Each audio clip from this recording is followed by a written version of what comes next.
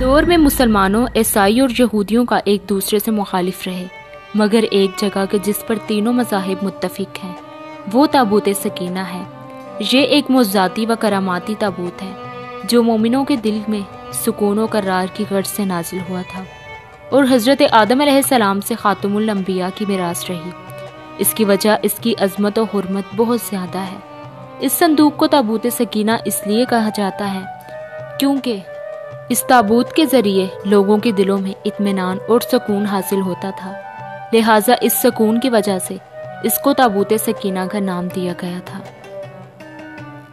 روایات کے مطابق یہ تابوت حضرت آدم علیہ السلام پر نازل ہوا تھا، جو شمشاد لکڑی سے بنا ایک بھاری صندوق تھا۔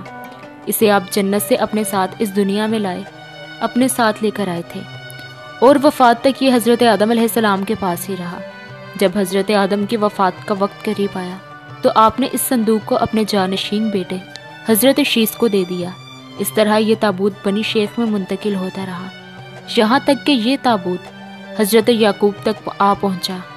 پھر یہ تابوت بنی اسرائیل کی ملکیت ہو گیا اور حضرت موسیٰ علیہ السلام کے پاس آ گیا۔ حضرت موسیٰ نے برسوں صحرائے سینا میں پھرنے کے بعد اپنی قوم کے لیے عبادت کا ایک خیمہ نصب کیا۔ اس خیمے میں ایک چھوٹی سی جگہ بنائی گئی جہاں آپ نے تابوت سکینہ کو رکھ دیا۔ بعد میں اسی جگہ حضرت داؤد علیہ السلام اور حضرت سلیمان نے ایک عظیم الشان عبادت گاہ کی تعمیر کروائی، جہاں تابوت سکینہ رکھنے کے لیے ایک عمارت بنوائی گئی کہ جسے ہیکل کا نام دیا گیا۔ یہ عمارت جناب سلیمان نے جنات کی مدد سے تعمیر کروائی تھی کہ جس میں پتھر، یاقوت، زمرد اور سونے چاندی کی تختیوں کی دیواریں تھیں۔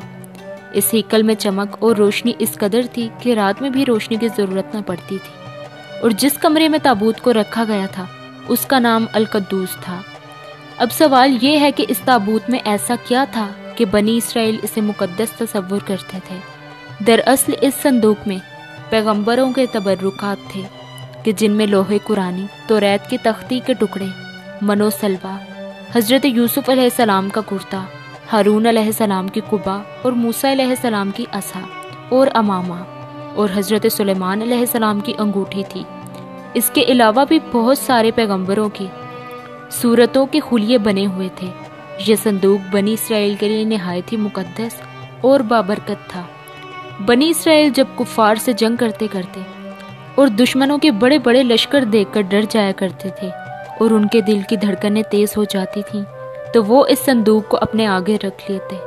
اس کے بعد اس تابوت سے ایسی رحمتوں اور برکتوں کا نزول ہوتا کہ بنی اسرائیل کے جوانوں کے دلوں میں سکون و اطمینان پیدا ہو جاتا اور ان کے لرزتے ہوئے دل چٹان کی طرح مضبوط ہو جاتے تھے۔ اس طرح انہیں ہر جنگ میں فتح حاصل ہوتی۔ اس کے علاوہ بنی اسرائیل پر جب بھی کوئی مصیبت، پریشانی یا مشکل آتی تو وہ اس صندوق کو اپنے آگے رکھ کر اسے وسیلہ بناتے اور خدا سے دعائیں کرتے تو ان کی دعائیں قبول ہو جاتی تھی۔ جب تک یہ صندوق اسرائیلیوں کے پاس رہا تو وہ پوری اقوام پر غالب رہے۔ مختصر یہ کہ یہ صندوق بنی اسرائیل کے لیے عروج اور برکتوں کا سبب بنا، مگر جب بنی اسرائیل طرح طرح کے گناہوں میں ملوث ہو گئی تو ان لوگوں میں سرکشی اور کفر پیدا ہو گیا۔ ان کی بدعمالیوں کی نحوست سے ان پر خدا کا یہ غضب نازل ہوا کہ قوم عمالقہ کے کفار نے ایک لشکر جرار کے ساتھ ان لوگوں پر حملہ کر دیا۔ ان کافروں نے بنی اسرائیل کا قتل عام کر کے ان کی بستیوں کو جلا ڈالا، عمارتوں کو توڑ کر سارے شہر کو تہس نہس کر دیا اور اس مقدس تابوت کو بھی اٹھا لے گئے۔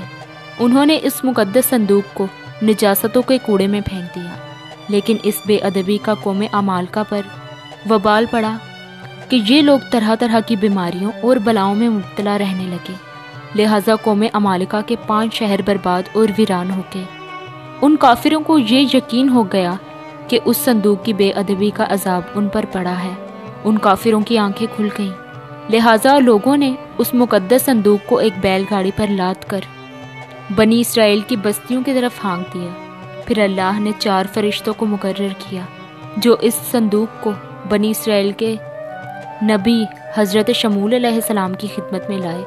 اس طرح پھر بنی اسرائیل کی کھوئی ہوئی نعمت دوبارہ ان کو مل گئی۔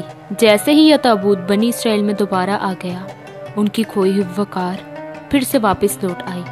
قرآن مجید میں اللہ نے سورہ بقرہ میں اس واقعے کا ذکر کچھ اس طرح سے کیا ہے، اور ان سے ان کے نبی نے فرمایا کہ اس کی بادشاہی کی نشانی یہ ہے کہ تمہارے پاس وہ صندوق کہ جس میں تمہارے رب کی طرف سے دلوں کا چین ہے اور کچھ بچی ہوئی چیزیں ہیں، اور معزز موسیٰ اور ہارون کی عصا ہے، اسے فرشتے اٹھائے ہوئے لائیں گے۔ بے شک اس میں بڑی نشانی یہ ہے تمہارے لیے اگر تم ایمان رکھتے ہو۔